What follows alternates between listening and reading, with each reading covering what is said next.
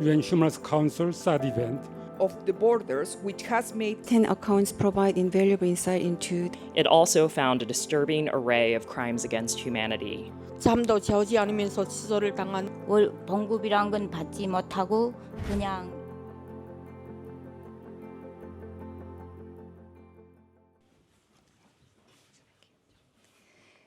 Good morning, ladies and gentlemen, and welcome. My name is Noah Lee, and I will be serving as your moderator for today's seminar. This side event, Revisiting Human Rights in the DPRK in Anticipation of the Universal Periodic Review, is organized by People for Successful Korean Reunification, Hanbyeon, Global Center for the Responsibility to Protect, Sunny Pictures, 10 Million Divided Korean Families Association, Transitional Justice Working Group, Han Voice, and North Korean Human Rights Corporation. The objective of this side event is to shed light on the grave violations of human rights in cases of forced repatriation of North Korean escapees by China, and the inhumane treatment of persons with disabilities within the DPRK.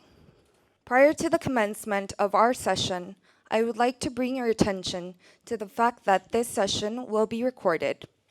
I assure you that the recording will be conducted with the utmost consideration for the privacy of our esteemed audience members, and that their faces will remain anonymous. We would also like to express our appreciation for our distinguished panelists and speakers who are here today to shed light on this critical issue. Now, I would like to introduce Mr. Tae-hoon Kim, President of Peace Corps and North Korean Human Rights Corporation, and Honorary Chairman of Hanbyeon, to deliver the opening address of today's seminar. Good morning. I am Tae-hoon Kim. Today, Monday, is a special day. 10 years ago, Monday, 17th March 2014, the UN Commission of Inquiry, COI, on human rights in North Korea released its historic report to the 25th session of the UN Human Rights Council. We are happy and honored to hold the 55th UN Human Rights Council SAD event on this meaningful day. I'd like to thank all of you for braving the rainy weather to be here, and especially Honorable UN Special Rapporteur Elizabeth Salmon and Honorable Ambassador Shin-Hwa Lee and Honorable Special Envoy Julie Turner for being here at such short notice. The COI report dramatically raised the world's attention to human rights in North Korea. However, North Korea has not accepted the COI report and continues to suppress its people and to divert all of its resources to nuclear weapons, leaving its people starving. In recent years, North Korea's repeated nuclear tests have led to systematic evidence that people living near test sites are being exposed to radiation and suffering serious human casualties.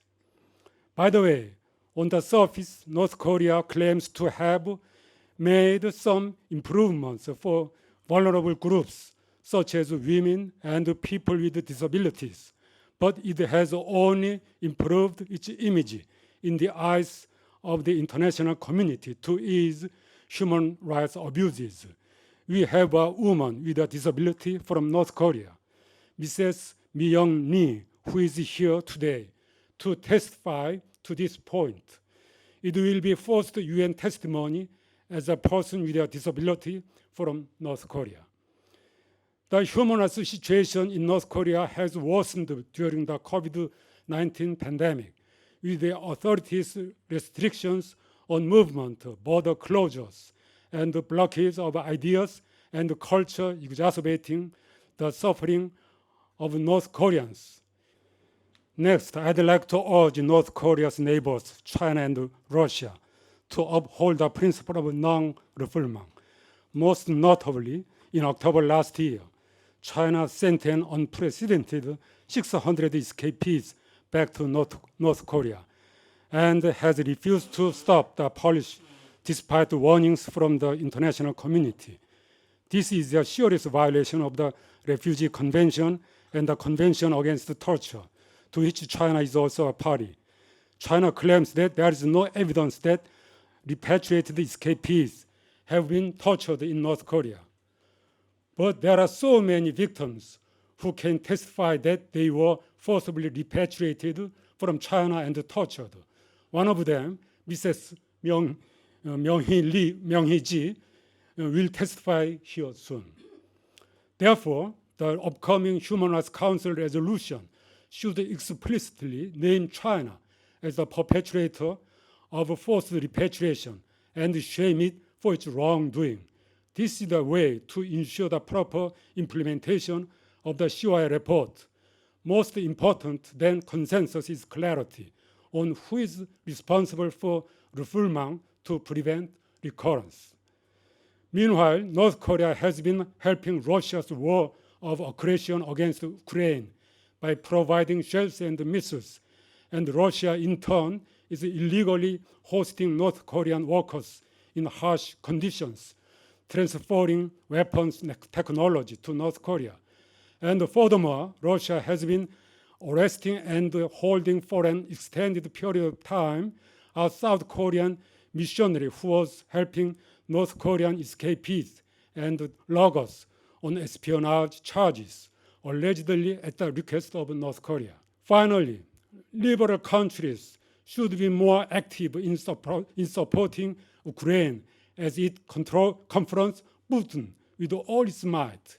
In this light, we commemorate Alexei Navalny, who died on 16th February in a Siberian prison while fighting for democracy and human rights in Russia.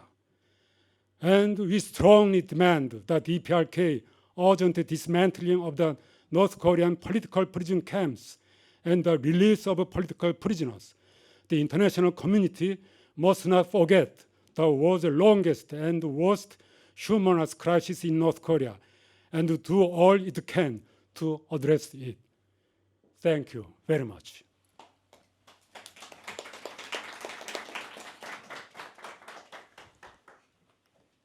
Thank you, Mr. Tae-hoon Kim, for your opening remarks. Moving on to our first main speaker, we would like to welcome Ms. Elizabeth Salmon, Special Rapporteur on the human rights situation in the DPRK, to deliver a statement on the current state of human rights in North Korea.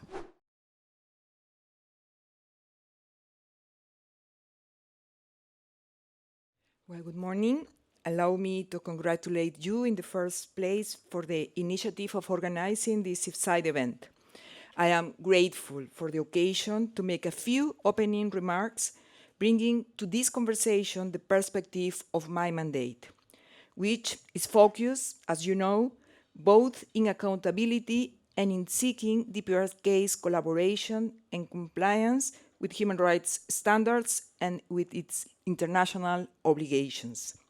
On accountability, it is important to acknowledge that in the last decade since the COI report, many efforts have been made by a wide array of actors to ensure accountability for human rights violations committed by the DPRK, including civil litigation brought to domestic courts by some actors.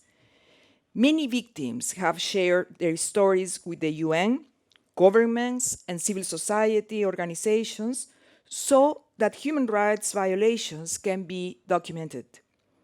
Some are pursuing memorialization in different forms. I particularly commend courageous efforts that have been made by victims and their families supported by civil society organizations. By stressing this, I wish to call your attention to the multiplying effects of the actions conducted by institutional actors when there is a civil society ready and committed to follow up on their findings and/or recommendations.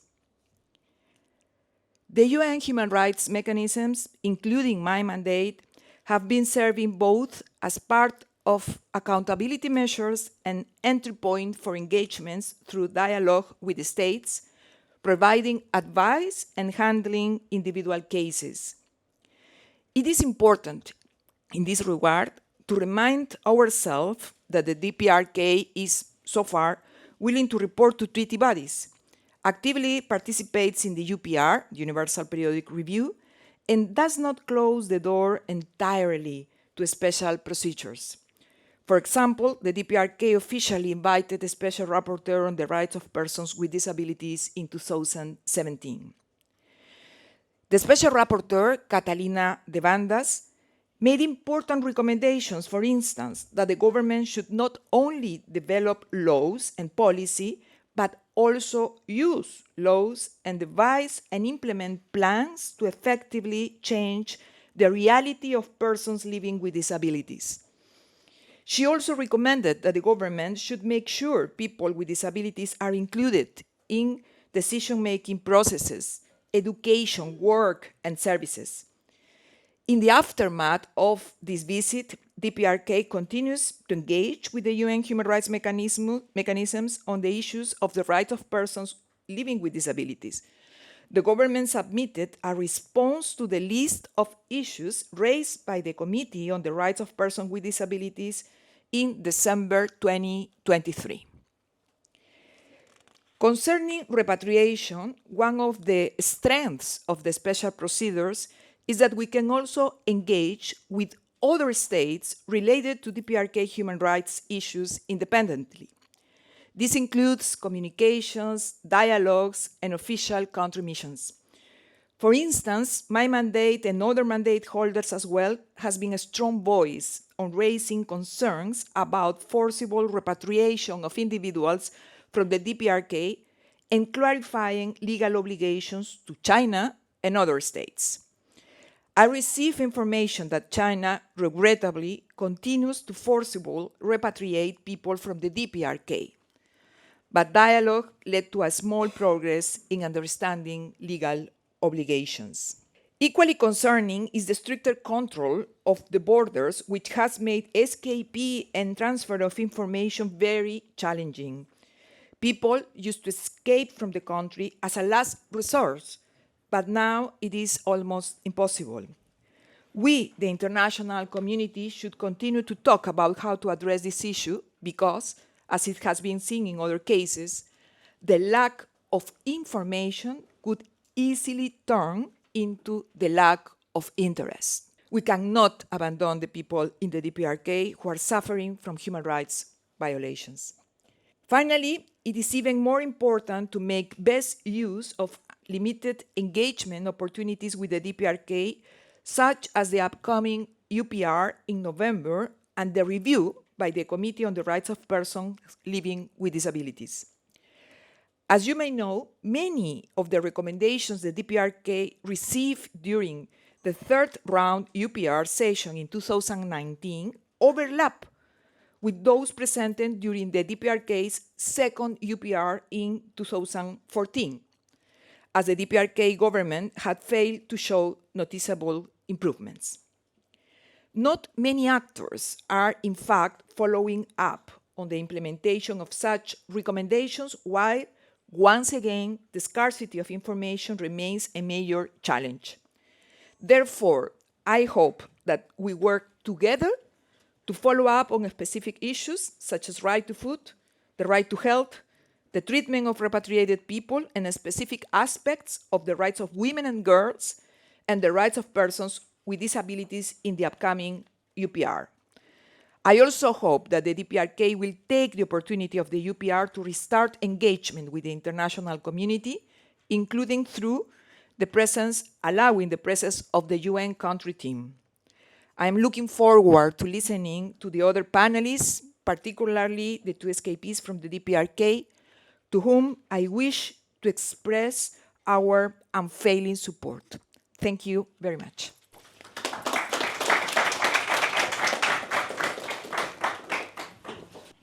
Thank you, Special Rapporteur Salmon, for your statement. Now, we would like to welcome Shinhwa Lee, Ambassador for International Cooperation on North Korean Human Rights, Republic of Korea, to address the critical measures necessary to reach consensus on the issue of North Korean human rights. Ambassador Lee, the floor is yours.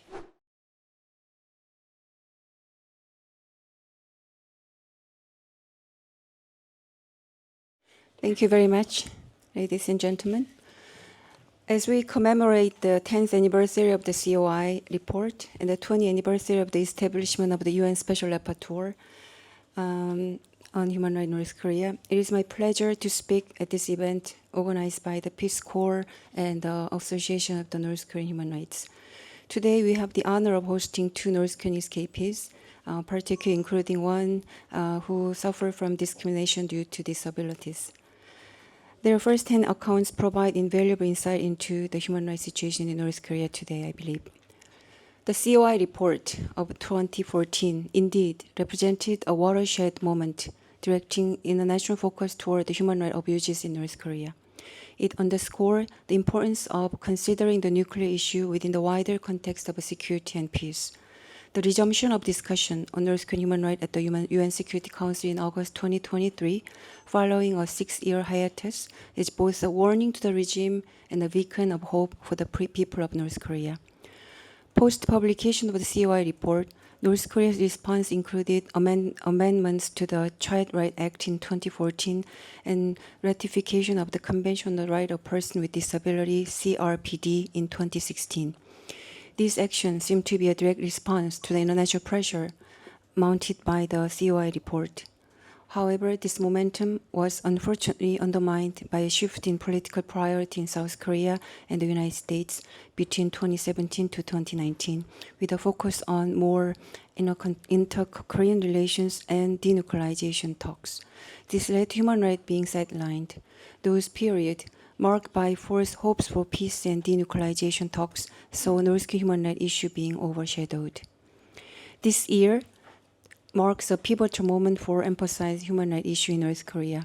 It coincides with, as I mentioned earlier, the 10th anniversary of the COI report publication and upcoming Universal Periodic Review, UPR, of North Korea by the United Nations in November. The UPR, established by the UN General Assembly resolution in March 26 and first implemented in 2008, is a crucial element of the UN Human Rights Council. It conducted a comprehensive review of the human rights situation in all 193 UN member states approximately every 4.5 years. This process offers a new opportunity to represent voice of North Korean citizens. North Korea's first UPR review took place in December 2009. Following the pressure from the COI activity in 2013 to 14, North Korea submitted its national report of the first UPR in 2014. During the second UPR, North Korea accepted 114 recommendations and partially accepted 3, indicating initial willingness to engage with international human rights standards. However, the third UPR period, overlapping with the COVID-19 pandemic, revealed a significant backslide in overall conditions, including civil and political rights. According to a report by a leading NGO from 2019 to 2023, North Korea claimed to embrace UN recommendations to enhance the rights of women and persons with disabilities, but meaningful changes for North Korean citizens remain very elusive. Similarly, policies for enhancing the rights of persons with disability have been inadequate. North Korea responded to the UN Committee on the Rights of Persons with Disabilities, CRPD's list of issues sent last year. North Korea addressed all 30 questions, including modifying derogatory language towards persons with disability in laws, policy for disabled women and children in rural and remote areas, and plans to ratify the optional protocol allowing individuals to file complaints directly with the CRPD. Despite these claims, such initiative seems to lack tangible impact, as evidenced by the low awareness of disability rights among North Koreans. The active participation of a North Korean defector, Ms. Im Young Kim, in today's panel, providing her testimony, is thus highly significant and appreciated. The key issue is the actual implementation of this policy in North Korea. Attention is focused on whether North Korea will ratify the optional protocol allowing the CRPD to conduct direct investigation in case of several violations. Typically, NGOs within a country would raise issues for the committee's consideration. But due to the absence of functioning NGOs in North Korea at all, organizations based in South Korea often undertake this role. It remains to be seen whether North Korea has a genuine intention to ratify and implement the optional protocol. International concern is escalating over the human rights issues of North Korean defectors in China as well. That must be addressed in North Korea Universal Periodic Review UPR this November. Despite global awareness of the plight, as the lawyer Kim has mentioned as well, around 600 defectors were forcibly repatriated last October, continuing a tragic pattern. The situation is particularly harrowing for North Korean women in China, who often face two grim choices. Number one, avoiding human trafficking by securing a job through connection, or number two, lacking such networks risk being trafficked or repatriated when caught by authorities. Many end up trafficked or in forced marriages, suffering sexual exploitation and threat of repatriation by their Chinese husband or brokers. The UN Committee on the Elimination of Discrimination Against Women, CEDAW, expressed concern in May last year that China has become a destination for trafficking North Korean women and girls for sexual exploitation and forced marriages. These circumstances, including human trafficking, forced marriage, and threat of repatriation, amount to crimes against humanity, necessitating urgent international action and attention. Furthermore, the suffering endured by defectors repatriated to North Korea is profound. Women sent back face imprisonment, abuse, sexual violence, and even incarceration in political prison camp, a flagrant violation of basic human rights. The emotional trauma is immense as well, particularly for those women or mothers separated from their children in China, and their children who are Chinese citizens also suffer in turn. Forced family separation is also a grave violation of international human rights law.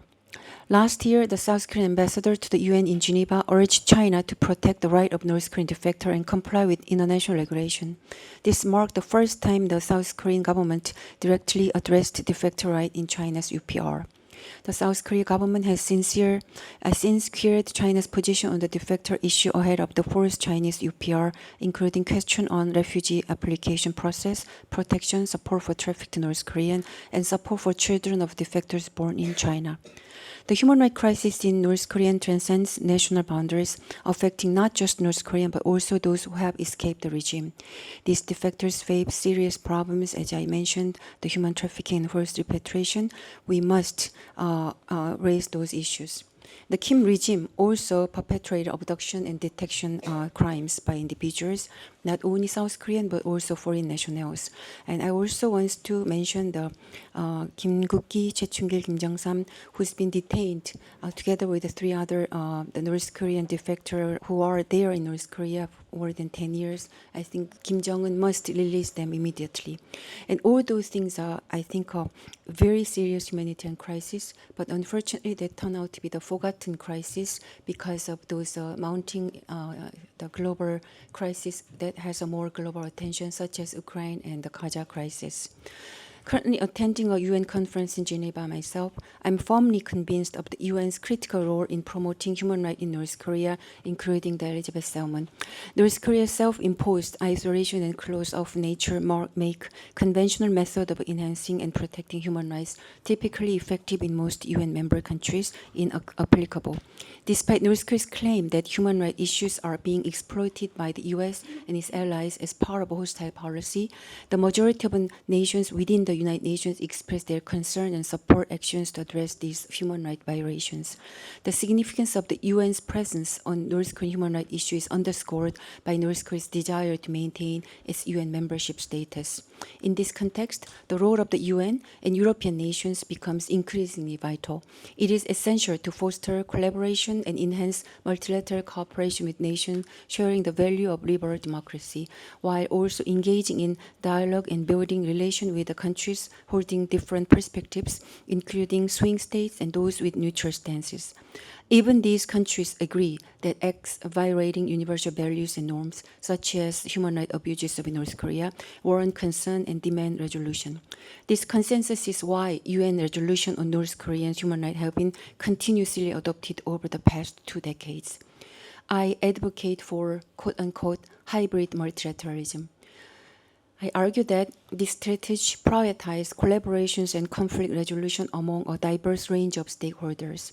This approach is particularly relevant in regions like the Indo-Pacific, where intricate political, economic, and cultural complexity exists. Such engagement is crucial for contributing to regional peace and development. The effort of countries that share the values of freedom, democracy, and human rights are pivotal in this process. I emphasize to North Korean diplomats at the UN that European nations are often at the forefront of addressing North Korean human rights issues. I urge European countries, along with allies like South Korea and the US and Japan, can make even more aggressive and challenge some resolution that can pressure the North Korea for the upcoming UN resolutions on North Korean human rights, hopefully, to continue to expand their life and also to expand their dialogue and engagement with swing state. By strengthening multilateral cooperation, these like-minded nations can develop innovative solutions to improve human rights in North Korea, demonstrating the significant impact of international unity and concerted efforts.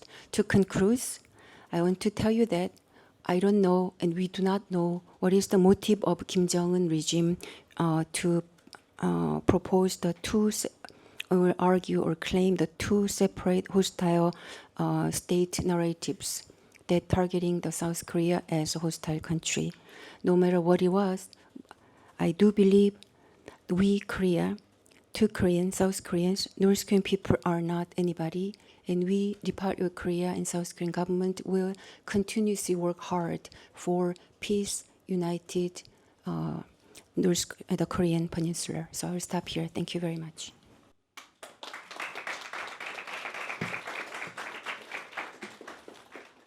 Thank you, Ambassador Lee, for your invaluable insights. We truly hope that this platform will serve as a catalyst to improve North Korean human rights in the future. Next, we would like to welcome Julie Turner, the U.S. Special Envoy for North Korean human rights issues, to deliver a statement on the role of the international community in standing with the North Korean people.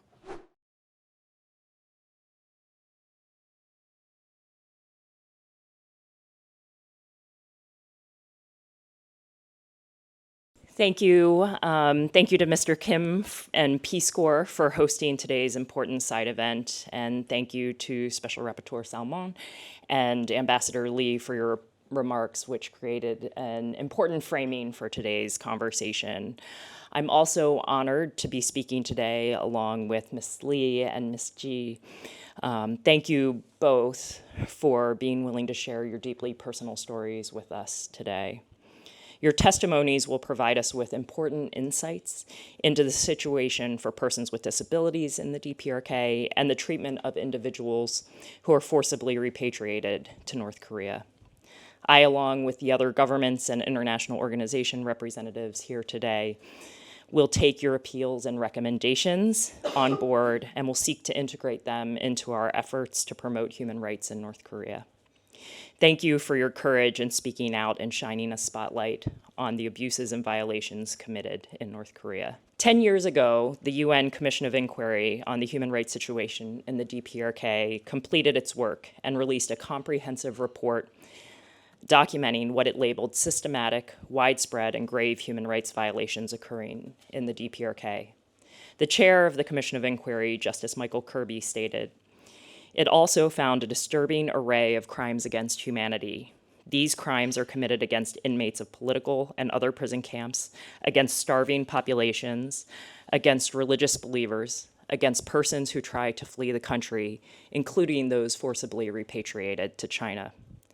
Today, we remain deeply concerned by reports of forced repatriations to the DPRK and continue to call on all member states, including the PRC and Russia, to abide by the principle of non-refoulement. The COI's final report included extensive findings regarding the treatment of individuals forcibly repatriated to the DPRK, including accounts of torture, sexual and gender-based violence, forced abortions, imprisonment, and in some cases, summary execution.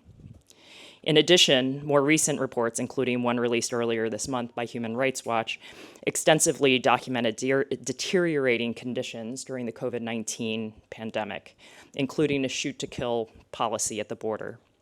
There is no relief to be found, even 10 years after the COI report, for North Koreans seeking protection. As we will hear from the escapees who testify this morning, the situation for North Korean refugees and asylum seekers is dire. The international community must act now to promote accountability for those responsible for widespread human rights violations and abuses being committed in the DPRK, and to take action to provide protection for those seeking it. The PRC should allow UNHCR to have access to North Koreans seeking protection to assess their protection needs. Governments should also take action to press the DPRK to integrate repatriated individuals in a manner consistent with its international commitments. We call on the DPRK to account for the whereabouts and well-being of the repatriated refugees, including Kim Chul-ok and the other North Koreans repatriated last year. The DPRK's repressive policies have for decades unnecessarily separated families. This separation has impacted countless individuals ranging from wartime divided families, and we saw the video before the event started showing some of the impacted individuals in that category: abductees, POWs, detainees, and refugees. For many impacted, there is a sense of urgency due to their advanced age, but for all impacted individuals, one day of separation forced on them by the DPRK government is a day too long to be denied contact with their loved ones. The United States will continue to prioritize the reunification of families in our efforts to promote human rights in the DPRK. To that end, I want to reaffirm that the United States stands ready to engage in a conversation with North Korea on human rights. We are ready to engage in a frank and outcome-oriented conversation, including by discussing our own efforts to promote and protect human rights in the United States. One of the witnesses this morning will address her experiences in the DPRK as a person with a disability. I'm impressed by Ms. Lee's courage and amazed by how she was able to overcome so many obstacles set in her path growing up in the DPRK. She did not let those obstacles stop her, and is a shining example of why investing in accessibility and inclusion for persons with disabilities is also an investment in economic growth and peace and security. As a signatory of the Convention on the Rights of Persons with Disabilities since 2016, the DPRK has taken steps to cooperate with international mechanisms, including hosting the UN Special Rapporteur on the Rights of Persons with Disabilities in May of 2017. And in supporting many of the disability rights-related recommendations by governments during the DPRK's third cycle Universal Periodic Review. The government has some laws in place that support inclusion of persons with disabilities, including a new one passed by the Supreme People's Assembly last September. But more progress could and must be made to address societal discrimination and also to increase domestic education and awareness of disability rights. Further actions are needed to ensure that children with disabilities are able to access education, to eliminate physical barriers in public spaces, to allow persons with disabilities to participate more widely in society, and to improve access to services, including healthcare, and to end discrimination in employment. The United States engages with many countries to advance the rights of persons with disabilities, and we remain willing to work with the DPRK to realize its commitments under these international treaty bodies. In the last year, our Special Advisor on International Disability Rights, Sara Mankara, launched a new dialogue on the rights of persons with disabilities with the Association of Southeast Asian Nations. She engages in similar dialogues with a range of governments throughout the Indo-Pacific and around the world. One of the recommendations that Indonesia offered to the DPRK during its third cycle Universal Periodic Review was to increase collaboration between the National Committee for Persons with Disabilities in the DPRK and relevant national institutions in other member states. I urge other governments to consider channels through which national institutions can establish such connections to corresponding institutions in the DPRK, who might be able to carry forward advocacy and awareness-raising work to advance the rights of persons with disabilities. As we look toward the DPRK's fourth cycle UPR this fall, the U.S. urges the DPRK to allow independent organizations and institutions to engage directly in the process and to submit stakeholder reports. We urge the DPRK to take steps to implement many of the actions it supported in its third cycle. The United States is committed to supporting the welfare of the North Korean people and will continue to advocate for concrete change and will continue to press for respect for human rights in North Korea. In doing so, we again reaffirm our willingness to engage in a conversation on human rights.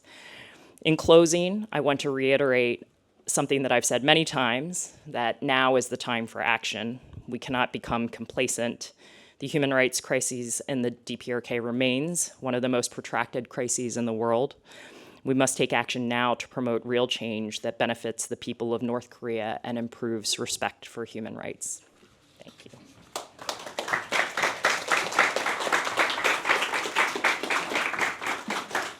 Thank you, Ambassador Turner, for your contribution. We would now like to invite the two North Korean escapees, Mi-young Lee and Myung-hee Ji, to provide us with first-hand testimonies on forced repatriation and discrimination based on disability. Mi-young Lee made the perilous journey to freedom with her husband and daughter in June of 2018 by crossing the Aplok River on her husband's back. Please welcome her to the floor.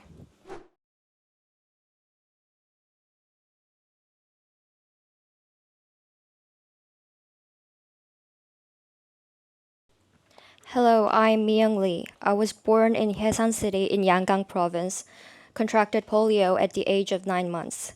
This resulted in a physical disability where I could not use my legs. When I reached the age of 7 or 8, my parents did not send me to school. In the 1970s, it was common in North Korea not to send children with disabilities to school. Fortunately, when I was 9 years old, I met my homeroom teacher who persuaded my parents that despite my disability, I should receive an education.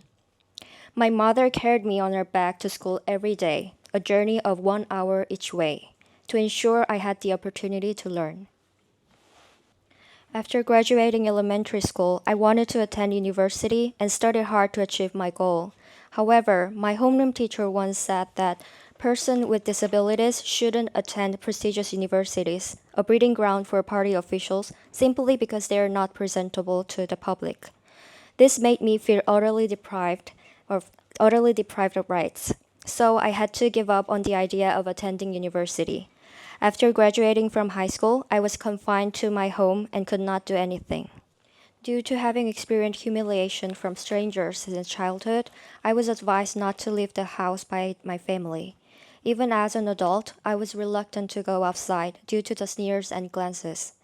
Being isolated at home alone for 365 days a year was unimaginably difficult, perhaps something healthy individuals can hardly begin to understand. I have never seen any person with disabilities outside, perhaps besides in hospitals. Elevators and basic infrastructures are absent, and even if we did, there would be no place to go and nothing to do. Even when I garnered enough courage to leave the house, I would walk with my head down to avoid people's stares. For many, it could be that they just had never seen a person with disabilities before. Society is hid and erased our existence. In North Korea, severe disabilities like mine prevent individuals from working at all. Mildly disabled individuals could work at a place called Gyeongrodong, where they could work for an average of 5 hours a day. However, I remember that workplaces exploiting these mildly disabled individuals through forced labor. While at home, I would wonder how I too could live like other normal people. And eventually, I taught myself sewing and became an excellent tailor. I even got married to my wonderful husband. Growing up, I was frequently called the retard, but the most heartbreaking moment of all was when I overheard people call my precious daughter that retard's daughter, and not by name. At that time, I blamed myself for such words and couldn't even begin to fathom that society may be at fault. In North Korea, there was absolutely no social welfare and aid for persons with disabilities. Disability was solely the responsibility of the parents. If the parents were well off, the child with disability would live longer. If not, the fate of the child would be cut short. I heard stories that some poor families in North Korea starved their disabled children to death due to lack of support and economic hardship. The only benefit for disabled persons were to be exempt from school and compulsory labor. I've heard of schools for blind and deaf, there where one could enter at the age of 12 and pick up a professional skill. However, these schools were only reserved for the upper echelon. In North Korea, there's a propaganda phrase that compares women to flowers, but I had never felt like one. After marriage, bearing and raising children is considered solely the responsibility of women. It was unimaginable for a man to even hold a child. If a woman had no husband, she had to labor. If she did not work, she still had to pay fees to the Socialist Women's Union and attend classes on Juche ideology every Saturday. Since the 2000s, girls were not sent to school because what's the point of having a girl learn? They just need to marry well. As a woman with disabilities, I had never even thought about my rights and dignity as a woman because I was treated as retard and cripple. The reason I decided to defect is as follows. In North Korea, it was common for people to receive injections at home when they fell ill. In my village, there was a woman who administered injections, but after giving me one, she stole my money from our house. We reported this incident to the security office, and although the woman admitted her mistake, she had already spent the stolen money. Instead of repaying the money immediately, the landlord of her house had her debt guaranteed. However, she did not return the money for a year, resulting in a feud between a landlord and my husband. The landlord attacked me with an iron bar, breaking my shoulder blades, so I had to undergo surgery. Despite this, a security guard insulted me and distorted the truth to our disadvantage in court because I was disabled. This led my family to believe that we could no longer live in North Korea, and so we decided to defect in June of 2018. My entire family crossed the Amnok River and arrived in South Korea via China, Vietnam, Laos, and Thailand. My husband wrapped me in a blanket and carried me on his back throughout the whole journey, all while firmly holding onto my daughter's hand. Following the broker's guide, we traveled by car to Changbaek in China, then by train to Nanning, and from Nanning to Vietnam, and from Vietnam to Laos. After crossing mountains and rivers in Laos, we finally arrived at Thai refugee camp, where we sought help from the South Korean embassy. My new life in South Korea has felt like a dream. I was finally able to attend university, drive a car for the first time, and find a job. Experiences that are simply unimaginable in North Korea. To this day, my biggest sense of defeat came from the fact that I was not allowed to go into the college. So I wish North Korea would allow persons with disabilities to attend university one day. I would also like to request a safe environment in which parents could be proud of their children. I genuinely plead that the international community becomes aware of such realities and that these individuals be respected equally as human beings in North Korea, or at least persons with disabilities in South Korea, on equal terms to choose, love, live, and laugh freely. Thank you.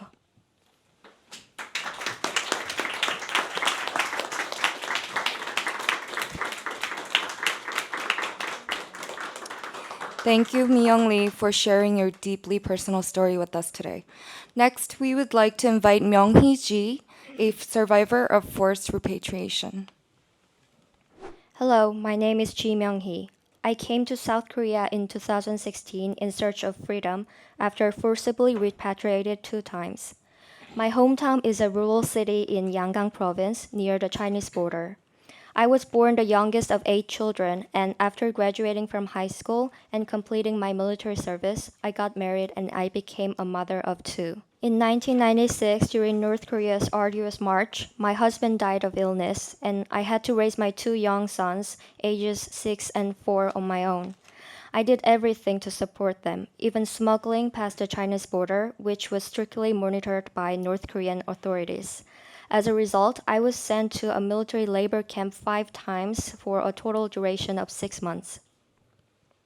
But after smuggling to save every penny, the sudden North Korean currency reform in 2009 had diminished the worth of my savings from enough to buy 1,470 kilograms of rice to only 19 kilograms.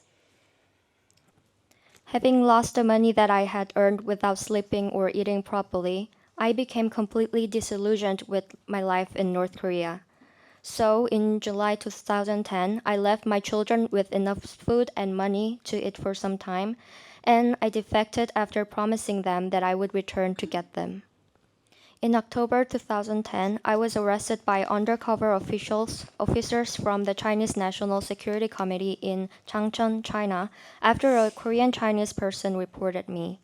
For 3 days, I was subjected to intense interrogation, forced to sit on a chair without moving, and was not allowed to sleep. After 3 days, I was sent to the Baeksan Detention Center in China. There, I was locked up in solitude alongside Chinese prisoners. We were given 1 loaf of cornbread and for breakfast and dinner, and cornstarch soup for lunch. The Chinese guards forced us to wash clothes all day long, with some even bringing their laundry from home. North Korean defectors faced discrimination and were not treated as human beings. After about a month, we were handed over to a border post to be sent back to North Korea, a place unfit for human living. During those 70 days, I was able to wash my face just once after continuous request. A terrible stench filled the cell because the bucket for feces and urine could only be emptied when it was completely full. Every day, I begged the Chinese guards to empty the bucket, but they would beat us with electric batons. We were given soldiers' leftovers as meals, which was barely 3 spoonfuls, only once or twice a day. In desperation, I ate the dust and hair I had collected for a month, thinking I could escape if I became sick enough to be taken to a hospital. Shortly after, my stomach started hurting so much, but the soldiers did not even budge and shut the cell door in my face. I was left alone to suffer for 2 days without any medicine. Every day, young girls were brought into the cells. Irritated by the noise of their cries, the Chinese soldiers would hit them repeatedly with electric batons. About 3 months after my arrest in China, I was forcibly repatriated to Yangon State Security Department in North Korea, a place for political prisoners. You may not understand the sheer terror that the word forced repatriation hold for us escapees. Upon arrival, a lady who worked at the cafeteria inspected our private parts without sanitary gloves to check if we had hidden money inside our wombs. She yelled at us and made us jump with our legs spread, so hidden money would fall out. When preliminary interrogation started, anyone found with connection to South Korea during interrogations was subjected to severe torture. They were not human beings, but monsters. They slapped our faces so hard that our cheeks would swell up instantly like bread. When their hands hurt from hitting, they would slip their shoes onto their hands to continue beating us without mercy. They struck our limbs so hard with leather belts and clubs that I still have a caved-in scar on my leg to this day. I was bitten so hard on the head that I continue to suffer from severe headaches in South Korea. In 2017, I had to take an MRI, which revealed that the side of my skull was sunken in due to the torture. As a human being and eating and defecating are basic needs, but because we are not permitted to use the bathroom when we need it, I had no choice but to urinate in my pants several times. If we were caught talking, the soldiers would force us to open our mouth and spit mucus in them. These unimaginable atrocities are being committed casually on a daily basis. These interrogators had been trained professionally for torture.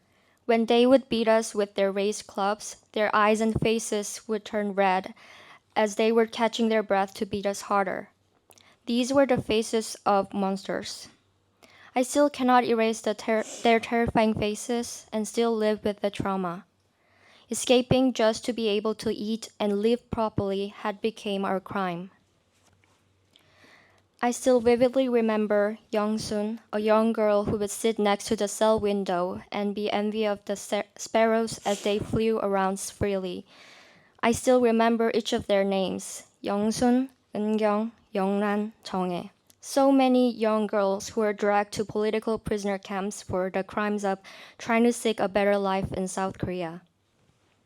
Even after 50 days of severe torture, I stuck to my story that I did not intend to go to South Korea, but that I wanted to earn money in China and return to my hometown. Thankfully, I was not taken to a political prison camp, but was handed over to security agency. Then I spent time at a re-education forced labor camp in Gyecheon. After 3 attempts at escaping, I was finally able to reach South Korea in 2016. In 2019, I risked my life once again to bring my 2 sons to freedom. Now we live in Seoul as a happy family. For each escapee who successfully defected to South Korea, there are at least 10 who had been caught and dragged to political prison camps. To this day, they endure inhuman treatment, physical abuse, forced labor, and pain, often until death.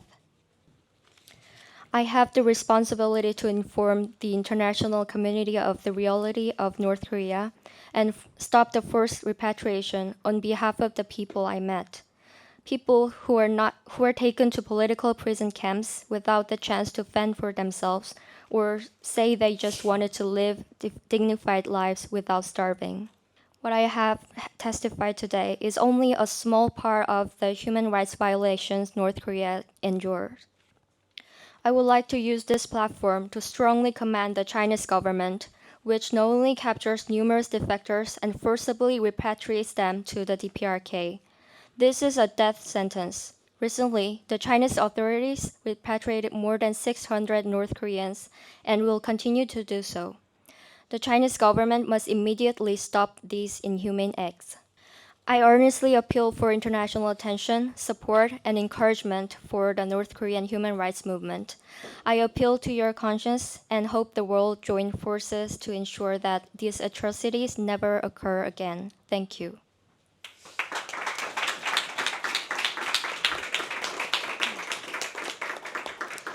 Thank you, Myung-hee, for your invincible spirit and strength. Thank you very much.